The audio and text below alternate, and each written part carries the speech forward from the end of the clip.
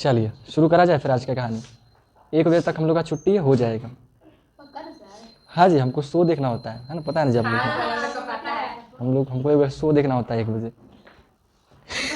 उसका नाम मनोरंजन था। मनोरंजन नहीं था, एनर्जी शो देखे थे। देखिए संख्याओं के साथ खेलने वाला चैप्टर बोले थे कि 2 दिन, ऐसे तो पढ़ना नहीं है आपको, एनसीईआरटी में वो नहीं पढ़ना है, ठीक है। बट चलिए थोड़ा बढ़िया, उससे क्या होता है कि ब्रेन एक्सरसाइज होता है। वो मेन तौर पर वो क्वेश्चन है ही ऐसा ब्रेन एक्सरसाइज टाइप का करने वाला, ठीक है। तो उसी को थोड़ा सा देख लीजिए हल्का सा। तो आपके चैप्टर का नाम क्या है?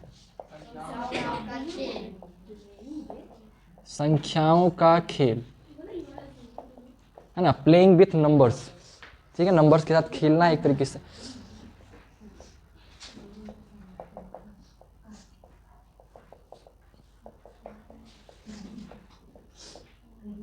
ठीक है, प्लेइंग विथ नंबर्स, नंबरों के साथ खेलने की बात करना है, ठीक है। तो सवाल आता है कि आखिर संख्या होता क्या है ना, संख्या क्या होता है। तो संख्या के बारे में आप लोग कई बार पढ़ चुके हैं। जब चैप्टर 1 आपका चल रहा था, उसमें जो भी चैप्टर का नाम होगा संख्या से रिलेटेड ही तो रहता है जनरली। तो उस चैप्टर में भी संख्या का सारा बातचीत किए थे हम लोग, भी उसी चीज़ को लेकर के चलेंगे, ठीक है। तो संख्या जो है वो बनता किससे है जी? अंक से बनता है, ठीक है। ये सब बेसिक चीज़ें हैं। जब हम लोग अंक को मिलाते हैं तो अंक के मिलाने से किसका निर्माण हो जाता है? संख्या का। और अंक होता कितना है? हाँ, 0 से लेकर के 9 तक की जो 10 गो सिंबल है, 10 संकेत है, यही हमारा अंक कहलाता है, डिजिट कहलाता है, ठीक है।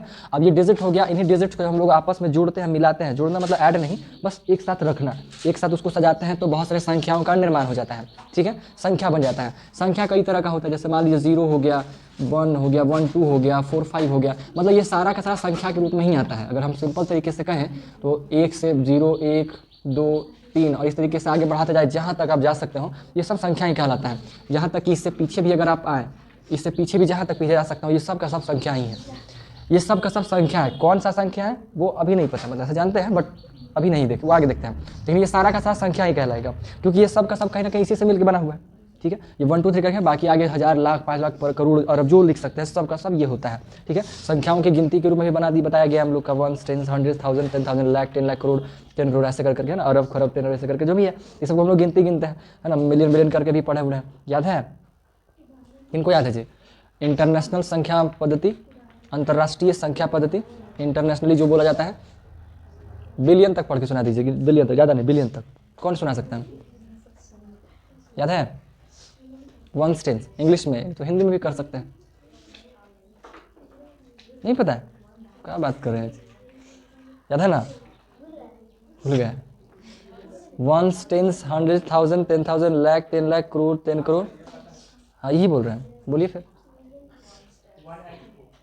1000 10,000 1 लाख से 10 लाख से 1 मिलियन, 10 लाख को 1 मिलियन करते हैं, और 10 मिलियन को 1 करोड़, और 10 में 100 मिलियन को 1 करोड़, 100 मिलियन को 10 करोड़, और 1 मिलियन को 100 करोड़। ठीक है ना, सब बेसिक चीज़ है। जानते कहीं फैमिली में जाएगा ना, बचपन इसी बेइज्जती कर देगा, सब याद रखा कीजिए, ठीक है ना जी। तो इस तरीके से हम लोग को संख्याओं को बढ़ते जाता है, ठीक है। संख्याओं को हम लोग पढ़ते हैं, लिखते हैं, बोलते हैं, जो करना होता है करते हैं, ठीक है।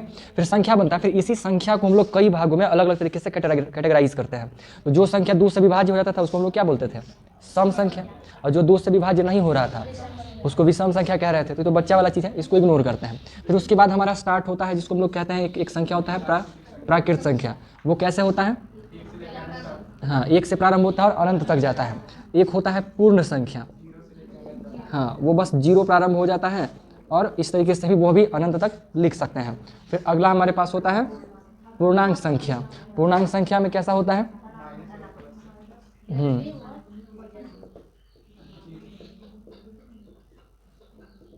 ठीक है, ऐसा होता है।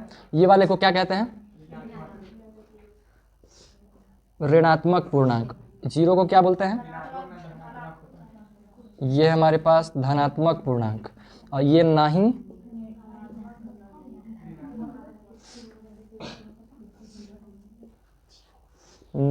धनात्मक, मतलब ये दोनों में से कुछ नहीं, ना ऋणात्मक है ना धनात्मक है। हमारा ये ऐसा संख्या होता है। कौन? 0। 0 क्या पूर्णांक है? हाँ पूर्णांक है, लेकिन कौन सा पूर्णांक? जी नकारात्मक ऋणात्मक, दोनों में से कोई नहीं। वो अपने आप में एक अलग कैटेगरी है पूर्णांक का ही, ठीक है। ये पूर्णांक संख्या हो जाता है। पूर्णांक संख्या के बाद फिर आपका पढ़े होंगे भाज्य संख्या, अभाज्य संख्या, है ना, याद है ना, जो केवल एक और अपने आप से कटे।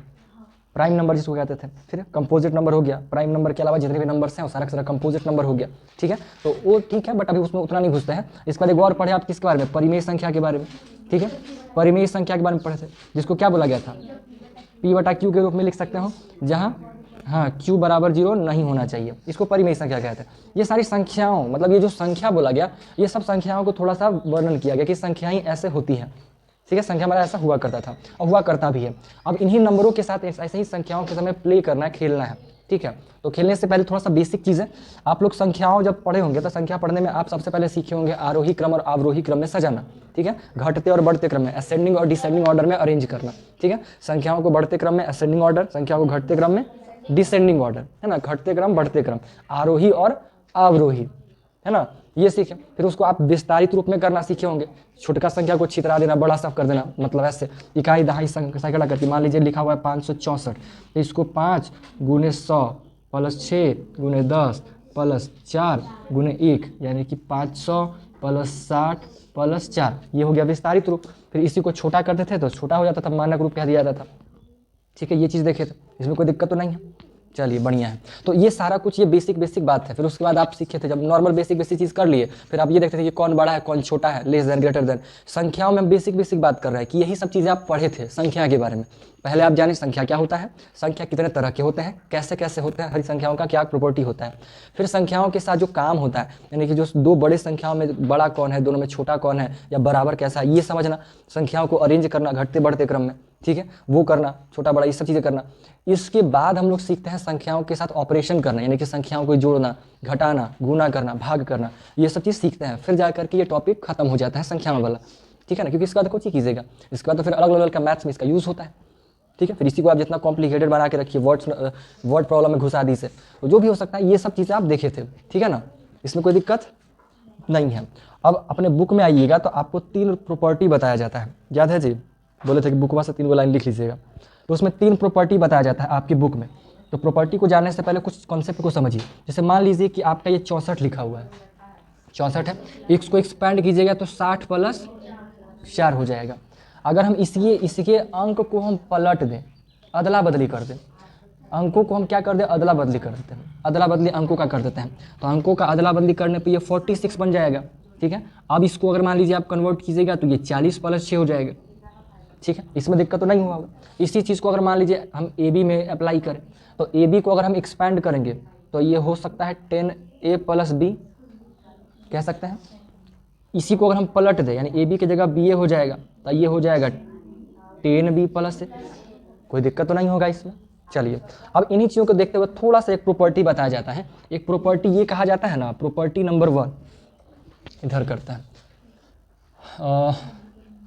जो भी है रूल नंबर 1, ये कहा जाता है कि अगर मान लीजिए आपके पास 2 डिजिट का कोई संख्या है, 2 डिजिट का एक संख्या लेते हैं और उन संख्या को आप पलट दीजिए, पलट के जोड़ दीजिए, जो रिजल्ट जो सम आएगा ना वो 11 से डिविजिबल होगा हमेशा। कहने का मतलब ये हुआ, आप एक संख्या लेते हैं, मान लीजिए 56 लिए, ठीक है, तो ये 56 एक संख्या लिए, अब 56 को पलट दीजिए, 65 बन जाएगा, ठीक है। अब इसको जोड़िए, 6 × 5 = 11, 1 बचेगा, 6 × 5 = 11 और 1 12, 121 आ गया। इसको भाग कीजिए 11 से, 11 एक बार में आया। ऐसे ही कोई भी दुनिया का 2 डिजिट का संख्या पकड़ लीजिए, कोई भी, मान लीजिए आप लिए 36, ठीक है, कुछ भी ले सकते हैं, 36 ले लीजिए, 36 है, फिर 63 होगा, इसको पलटिएगा, इसको इसमें करते हैं, ठीक है, 36 है तो 36 लीजिए, फिर इसको 63 बन जाएगा, 6 × 3 = 6 × 3 = 9, देखिए 11 से डिविजिबल है। तो ये रूल कहा जाता है, क्या कहा जाता है, पहला बात, कोई संख्या है 2 डिजिट का, उसको आप पलट दीजिए और पलट के आपस में दोनों को जोड़ दीजिएगा, तो जोड़ने पे जो संख्या प्राप्त होगा ना वो हमेशा ही आपका 11 से डिविजिबल होगा, 11 से भाग लगने वाला होगा, हमेशा 11 से भाग लगने वाला होगा। बताया समझ में, बस ये छोटा सा बात कहा जाता है, कोई दिक्कत इसमें। ये आपको हेल्प कहाँ करेगा, कभी बाई चांस, अभी तो नहीं, आगे चल के आपको मान लीजिए कुछ आपको चेक करना हो, कोई जोड़ के 11 से भागा करना है, कोई संख्या आ गया, मान लीजिए आपको ऐसा ऑपरेशन आ गया, ये मान लीजिए 12 + 21 / 11 ऐसे है, तो आपको पहले ही देख के आप अगर देखिएगा कि अच्छा ये उलट के लिखा हुआ है और नीचे 11 है तो पक्का डिविजिबल तो है, आपको पहले से ये सेटिस्फैक्शन होगी, ये बात मालूम होगा कि भागा 11 से कट तो जाएगा, अब कितना बार कटेगा वो कट करके देख लेंगे, लेकिन आपको ये मालूम चल जाएगा कि हाँ 11 से कटने वाला तो संख्या है। बिना कैलकुलेशन किए आप ये बता सकते हैं कि हाँ ये संख्या कट जाएगा 11 से, समझे। कोई भी कितना कॉम्प्लिकेटेड लिखा है, मान लीजिए 98 प्लस 89 लिखा हुआ है और बटा में 11 लिखा हुआ है, आप इसका कुछ किए नहीं, बट आप देख के बता सकते हैं कि हाँ ये 11 से डिविजिबल है ना। क्यों? 9 8 8 9 दोनों को जोड़ना है और 11 से भाग है, बता सकते हैं, है ना। डिविजिबिलिटी रूल जब आप पढ़ेंगे तो उसमें आपको बहुत ज़्यादा हेल्प कर देता है ये चीज़, ठीक है। तो ये इसमें पहला रूल आपको ये बताया जाता है, ठीक है। इसका लाइन आपकी बुक में लिखा हुआ है, सेम टू सेम आप ले लीजिएगा, कोई दिक्कत वाला बात नहीं है, आपको यहाँ पे मिलेगा। यही लाइन को छाप लीजिएगा, हम भी लिखेंगे तो यही लिखेंगे क्या, यदि एक 2 अंकों वाली संख्या के साथ उसी संख्या के अंकों को पलट कर प्राप्त संख्या को जोड़ दिया जाए तो वह योगफल 11 से विभाज्य होगा। सेम टू सेम यही लाइन इधर करके रूल 1 करके लिख दीजिएगा, कोई दिक्कत आपका तो हो ही गया। चलिए रूल 1 का बात कर लिए। अब अगर हम बात करें रूल 2 का, एक और इसी प्रकार से संख्याओं के बारे में बताया जाता है। अब अगर मान लीजिए एक संख्या लीजिए, कोई भी संख्या लिए, मान लीजिए लिए 64, ठीक है, एक 64 संख्या लेते हैं। अब इस 64 को बोला वही सेम का 64 लिए और 64 को पलट दीजिए, 4 6 ले लीजिए, 4 6 ले लिए। और इन दोनों में जो भी बड़ा होगा बड़का में से घटा दीजिए। अब कई बार जैसे मान लीजिए इसमें ये वाला निचलका वाला पलटने का छोटा संख्या आ गया, कई बार होगा कि पलटने पे बड़ा बन जाएगा। जैसे मान लीजिए कि ले लिए आप 36, अब इसको पलटिएगा तो हो जाएगा 63, बड़ा बन गया, तो उससे घबराने की जरूरत नहीं है, बड़का में से छोटका को घटाना है, बस इतना सा बात है, ठीक है। संख्या लेंगे 2 अंकों वाला, उसको पलट देंगे, पलटने पर जो दोनों में जो बड़का रहेगा ना, बड़का में से छोटका को घटा देना है, ठीक है, बड़का में छोटका को घटा देना है। अब जो घट के आएगा ना वो 9 से विभाज्य होगा, वो 9 से पूर्णतः भाग बनने वाला होगा। इसको इससे घटाइए तो हो जाएगा 14, 14 में से 6 जाएगा, कितना बचेगा 8, 8 बचेगा, इसमें बचेगा 5। देखिए क्या ये 9 से विभाज्य है 63 लिए। अब 63 में से इसको घटाइए तो 13 में से 6 जाएगा, कितना बचेगा 7, 7 बचेगा, उल्टा लिखा है उल्टा, घटाना सीधे ही है, बचेगा ये 5, 5 में से जाएगा ये 3, तो कितना बचेगा 2। क्या 9 से विभाज्य है, 9 3 27। तो सेकंड नंबर रूल ये है। क्या है सेकंड नंबर रूल? कोई 2 डिजिट का संख्या है उसको पलट दीजिए, बड़का में छोटका को घटा दीजिए, जो घट की संख्या प्राप्त होगा वो 9 से विभाज्य होगा, 9 से भाग लेने वाला होगा, ठीक है। पलट के घटाइएगा तो 9 से विभाज्य होगा, पलट के जोड़ दीजिएगा तो 11 से विभाज्य हो जाएगा। बड़ा सिंपल सा कॉन्सेप्ट है बस, ठीक है, बस ये रूल है। तीसरा रूल जो है ना, वो कोई वास्तव में रूल नहीं है, वो ऐसे ही मतलब समझिए कि काम है। थर्ड वाला रूल में क्या बोला जाता है ना कि अगर 3 अंक का कोई संख्या है, मान लीजिए 364 लिखा हुआ है, 3 डिजिट का कोई अंक है, ई है, इसको आप पलट दीजिए, यानी कि 3 6 4 लिखा हुआ है, अब इसको उल्टा कर दीजिए, मतलब इनने से इनने वाला कर दीजिए, 4 6 3 उलट दिए। उलट के जो संख्या प्राप्त हुआ इसको अगर आप घटाएं तो वो जो आपका घट के आएगा ना वो 2 9 से डिविजिबल होगा, यानी 99 से डिविजिबल होगा। 2 अंक का संख्या था तो 1 9 से डिविजिबल, 3 अंक का संख्या रहेगा 2 9 से डिविजिबल, 4 अंक का संख्या रहेगा तो 3 9 से डिविजिबल, ऐसे करके हो जाता है। बट ज़्यादा आगे का हम लोग को तो देखना नहीं है, 99 तक ही मेनली काम होता है। 9 वाला ही ज़्यादा हेल्प करेगा, अगर करेगा भी तो 99 का कोई मामला है नहीं। देखिए करके देख लेते हैं, 13 में से 4 जाएगा, कितना बचेगा 9 बचेगा, है ना, नीचे वाला, क्योंकि नीचे वाला बड़ा है तो नीचे वाला को ऊपर वाला से घटाएंगे, तो 13 में से 4 जाएगा बचेगा 9, ये बचा 5, 15 हो जाएगा, 15 में से करेंगे तो 9 6 15, आई बचेगा 0, ऐसे ही 99 आ गया, एक के बार में कट जाएगा। तो हमेशा ऐसा होगा। ये 3 रूल बताया गया आपकी बुक में, तीनों लिखा हुआ है, आप चाहें तो लाइन के हिसाब से रूल 1 ये कर लीजिएगा, रूल 2 और ये तीसरा वाला जो भी ऐसे कर लीजिएगा, ठीक है। चलिए समझ में आया। तो ये आपका मोटा मोटी इसमें जो कॉन्सेप्ट बताया गया वो बस इतना ही कॉन्सेप्ट है। इसके बाद अब आपका मैथ्स को सॉल्व करने का बात है, क्वेश्चन को सॉल्व करना है। तो क्वेश्चन को सॉल्व करने का क्या तरीका है, क्या कॉन्सेप्ट है, संख्याओं का वर्णन कर ली, सब कुछ समझ में आ गया। अब आपको अपना बुद्धि का प्रयोग करना है। आपके क्वेश्चन सॉल्व करने के लिए कोई कॉन्सेप्ट नहीं है, कोई रूल नहीं, ना कोई फॉर्मूला, कुछ नहीं। फॉर्मूला बनाइएगा तो बन सकता है मगर सबकी अलग अलग बनेगा, तो फॉर्मूला की तरफ नहीं जाना है। फॉर्मूला की तरफ सोचो मत कीजिएगा कि इसको फॉर्मूला टर्मूला बनाए, सब नाटक नहीं, अपने बुद्धि का प्रयोग करना है। कैसे बुद्धि का प्रयोग करेंगे, आइए अब क्वेश्चन को सॉल्व करेंगे। तो जैसे पहले अगर मान लीजिए बचपन में आप लोग ऐसा बनाते होंगे कि एगो डब्बा मिलता होगा और 4 और ऊपर लिखा हुआ है 9, डब्बा में क्या भराएगा 5 भराएगा, घटा के बता दिए भरेगा ना। यहाँ पे हम लोग 5 भर देंगे। अभी ठीक सोचे थे ना, कल तो गलती बोल रहे थे, यहो पूछे थे वो कह रहे हैं गलती है, गलती बता रहे थे। बोतल पानी वाला, हाँ जी पानी नहीं होगा, कम होगा थोड़ा सा, जाइए।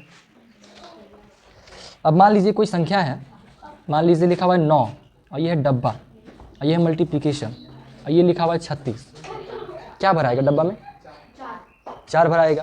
अब यहाँ डब्बा की जगह अगर हम कोई संख्या लिख दें, कोई अचर का मान, कोई चर डाल दें, मान लीजिए P डाल दिए, तो उससे कोई दिक्कत है नहीं, फिर भी आप कहेंगे, क्या कहेंगे कि p बराबर हो जाएगा 4, आंसर ऐसा कह देंगे।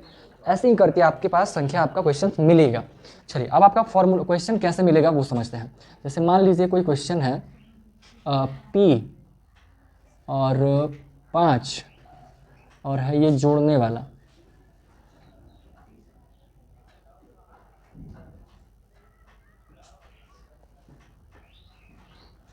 रुकिए मल्टीप्लाई कर देते,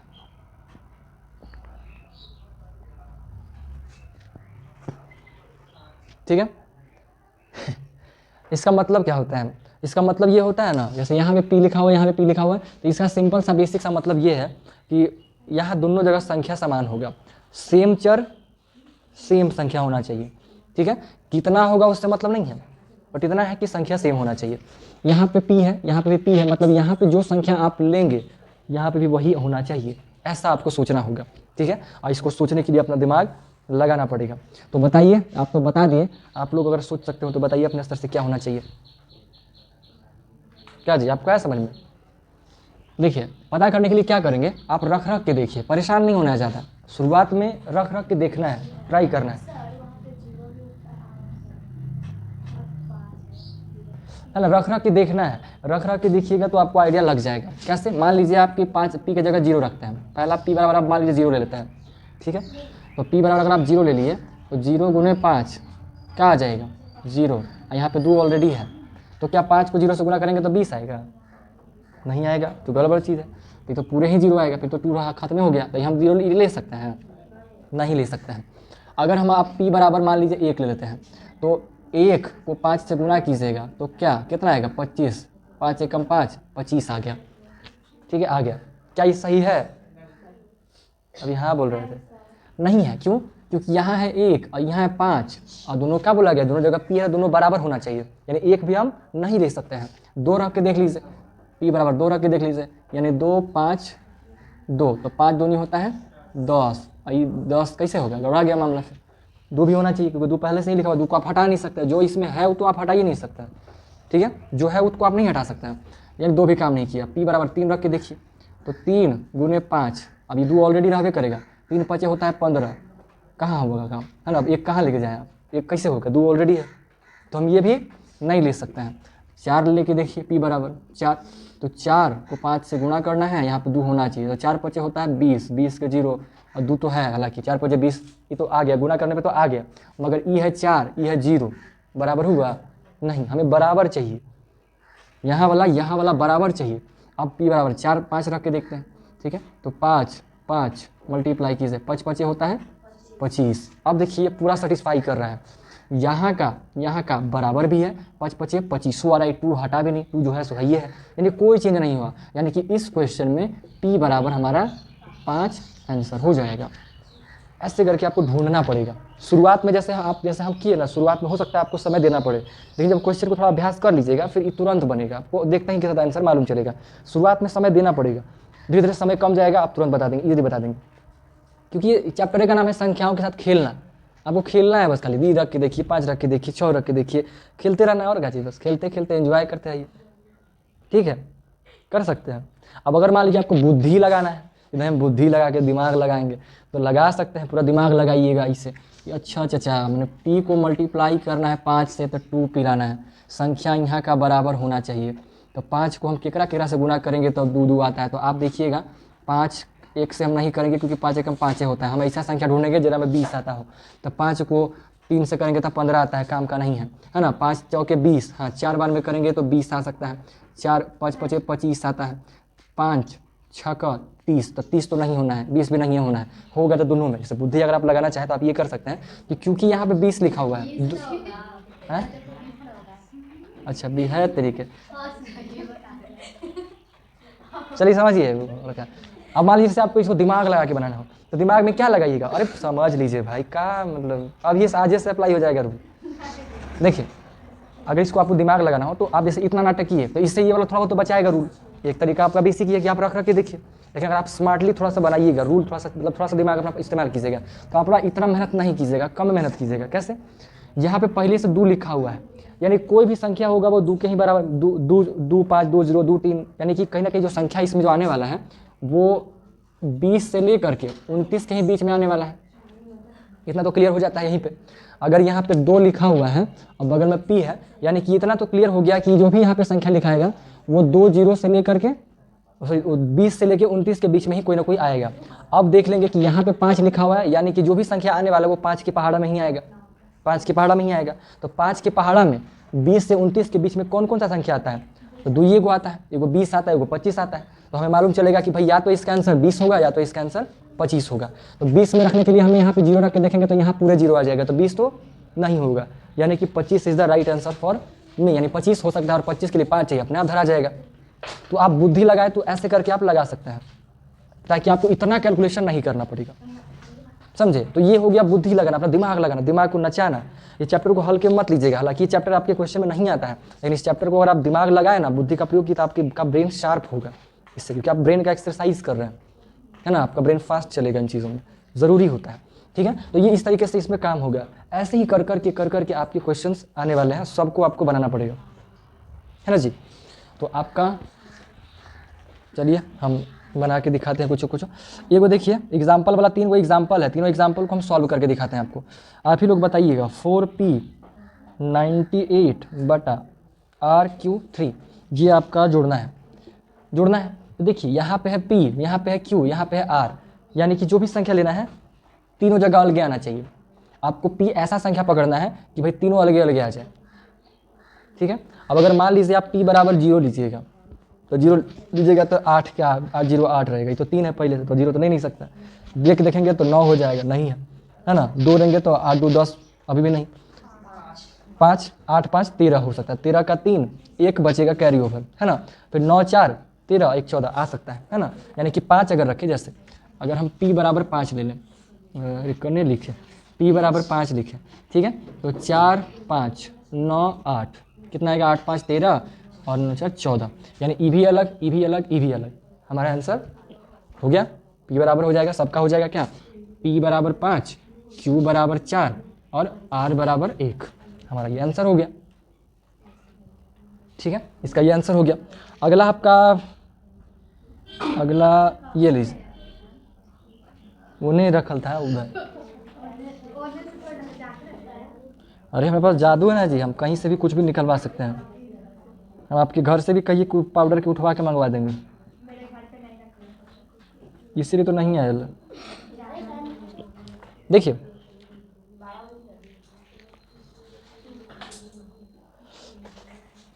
A 2A A4 B3 A08। अब आपको भरना है, सोचना है, यानी इतना तो क्लियर आपको चल रहा होगा कि भाई ये वो संख्या जो A लेंगे वो यहाँ यहाँ यहाँ सेम में होना चाहिए, ऐसा आपको पकड़ना है। बुद्धि लगाइए कैसे होगा, क्योंकि ये सब नाटकबाजी तो गुणवा वाला में चल जाएगा, जोड़वा में थोड़ा सा अपना ही सोचे पड़ता है। सोचिए, बुद्धि लगाइए। कॉन्सेप्ट बड़ा सिंपल है। A1 A बराबर 1 और B बराबर 7। चलिए ठीक है, देख लेते हैं। 2 1 1 4 7 3 आएगा, 4 3 7 और 1 8 ऑलरेडी है, बढ़िया है। 7 3 10। चलिए बहुत अच्छे, सही है ना? ऐसे ही लगाना है बुद्धि, बस बुद्धि लगा लगा के बनाना है, ठीक है? इस चैप्टर के देवता है गणेश जी। गणेश जी को जानते हैं ना? गणेश जी इस चैप्टर के देवता हैं। तो अभी जैसे जल्दी से क्या करिए ना, इससे रिलेटेड जो चैप्टर 1 प्रश्नावली 5 का A है आपका, इसके सारे क्वेश्चंस को थोड़ा थोड़ा बना दीजिए।